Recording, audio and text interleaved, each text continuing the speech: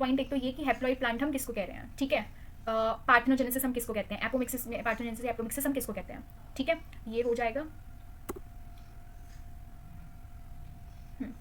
Apomixis हम किसको कहते हैं।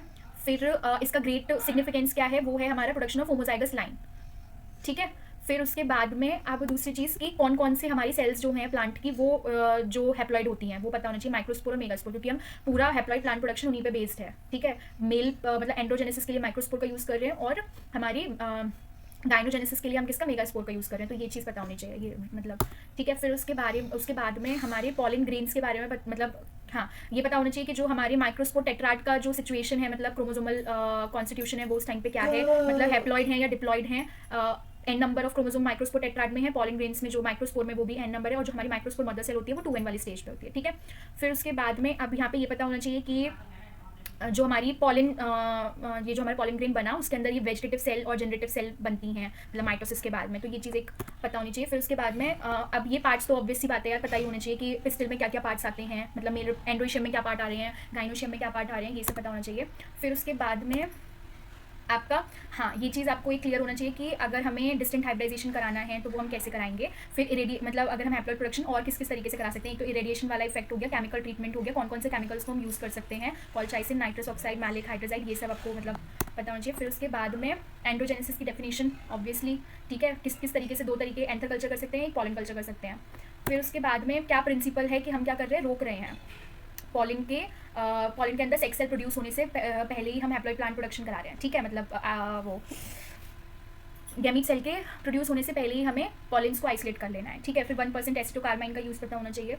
फिर उसके बाद में अब दोनों में क्या कंपैरिजन, मतलब किसके क्या एडवांटेज थे, किसके क्या डिसएडवांटेज थे, एंथर कल्चर के पॉलिन कल्चर क्या रिस्ट्रिक्शन है, वो एक तो ये जनरल सी चीज़ है। तो फिर उसके बाद में हाँ ये 4 डिस्टिंक्ट वे ज़रूरी नहीं है, ये मतलब मुझे नहीं लगता कि उसमें आएंगे क्वेश्चंस में, ऐसे नहीं आ सकते हैं, है ना।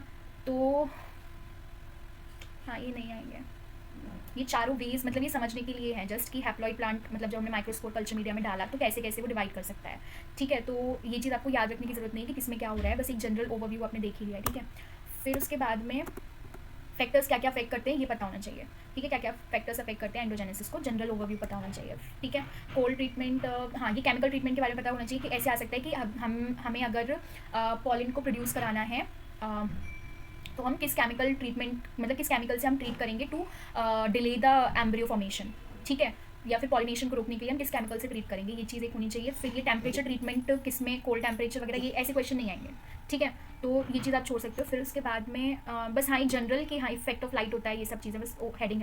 फिर उसके बाद में हाँ कंपोजिशन हमें मीडिया का पता होना चाहिए कि कौन सा मीडिया हम बेसिकली यूज़ करते हैं, MS मीडिया हो गया, वाइट मीडिया, निश मीडिया, N6 और B5 मीडिया हम यूज़ कर सकते हैं विद सर्टेन मॉडिफिकेशंस कि उसमें ये सारी चीज़ें होनी चाहिए ऐड, ठीक है।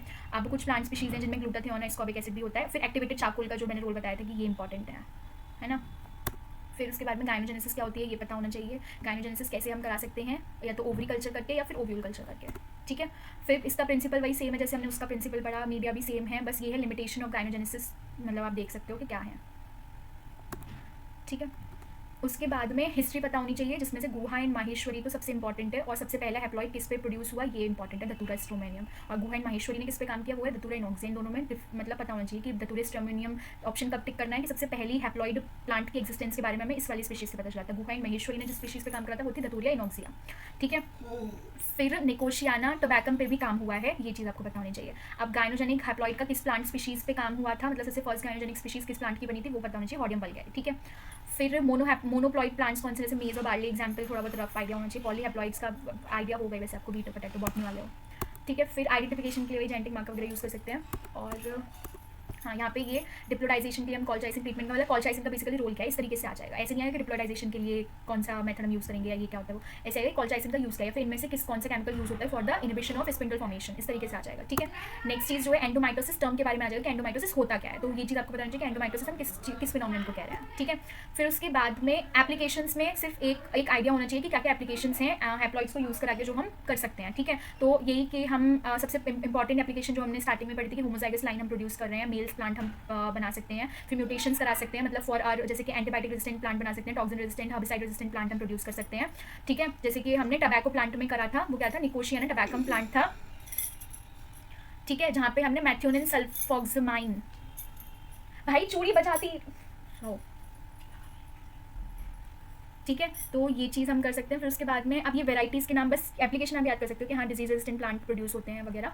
अब वेराइटीज़ का नाम ये तो हर कोई अब मतलब इतना तो अब कोई याद नहीं कर सकता, तो आप ये छोड़ सकते हो, वो तो इन वो वाली बात है, क्या बोलते हैं, रेयर केस हो सकता है कि कभी आ जाए, वरना छोड़ सकते हो इस चीज़ को, मतलब इस चीज़ पे इतना ध्यान देने की ज़रूरत नहीं है। फिर उसके बाद में बस ये है कि मतलब जनरल जो एप्लीकेशंस होती हैं वही एप्लीकेशंस हैं, ठीक है, कि इंसेक्ट रेजिस्टेंट प्लांट बनाना, सॉल्ट टॉलरेंस प्लांट बनाना वगैरह वगैरह। अब ये है कि हाँ वीट वगैरह की वैरायटी के बारे में अब टिपिकल कोई ऐसा एग्जाम होगा उसमें आ सकता है कि कौन सी वैरायटी इनमें से सॉल्ट रेजिस्टेंस है या फिर वो है, तो अगर देख सकते हो तो देख लेना, अदरवाइज कोई बात नहीं है इतना इंपॉर्टेंट, मतलब डीबीटी में मैंने क्वेश्चन नहीं देखे हैं कि पर्टिकुलरली वैरायटी आ गई हो, ठीक है।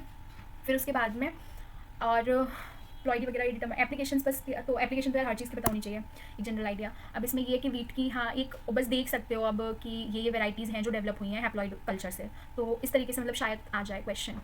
फिर उसके बाद में लिमिटेशंस वगैरह क्या हैं, ये जनरल आइडिया होना चाहिए बस।